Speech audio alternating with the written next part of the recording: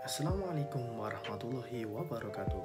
Perkenalkan, nama saya Muhammad Andre Arifianto dengan NIM 195221024 dari Program Studi Akuntansi Syariah kelas 4A, Fakultas Ekonomi dan Bisnis Islam IAIN Surakarta.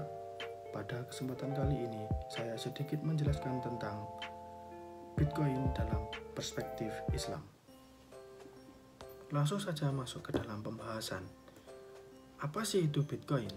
Bitcoin adalah salah satu dari beberapa mata uang digital yang pertama kali muncul pada tahun 2009 yang diperkenalkan oleh Satoshi Nakamoto sebagai mata uang digital yang berbasiskan kriptografi. Kriptografi sendiri merupakan ilmu dan seni penyimpanan pesan, data atau informasi secara aman. Bitcoin diciptakan oleh jaringan Bitcoin sesuai dengan kebutuhan dan permintaan Bitcoin melalui sistematis berdasarkan perhitungan matematika secara pasti. Kemudian, Bitcoin mempunyai kelebihan dengan menawarkan cara pembayaran yang lebih mudah tanpa memerlukan rekening bank, kartu kredit, atau perantara.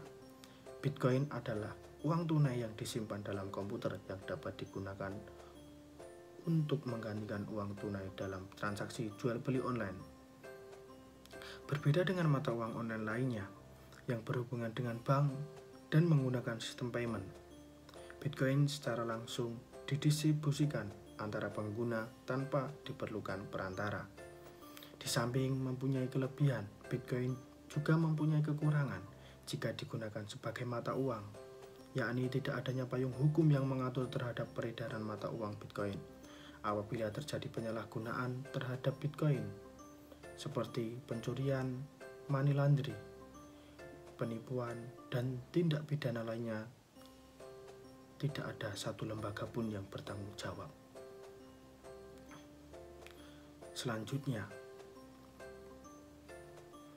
Bitcoin dalam perspektif hukum Islam. Dalam perspektif hukum Islam, mata uang Bitcoin dalam hal penerbitannya, menurut teori keuangan Al-Ghazali, penerbitan uang merupakan otoritas suatu negara. Mayoritas ulama menyepakati bahwa emas dan perak diberlakukan karena memiliki status sebagai alat tukar dan alat ukur nilai benda lainnya. Sehingga dalam kondisi tersebut bukan terfokus pada nilai intrinsik bendanya melainkan kegunaannya. Sama halnya dengan Bitcoin, bukan hanya dinilai dari segi bentuk saja, tapi dinilai dari manfaat dan kegunaannya. Sehingga dapat disimpulkan, penggunaan Bitcoin sebagai mata uang secara hukum Islam diperbolehkan dengan pengecualian.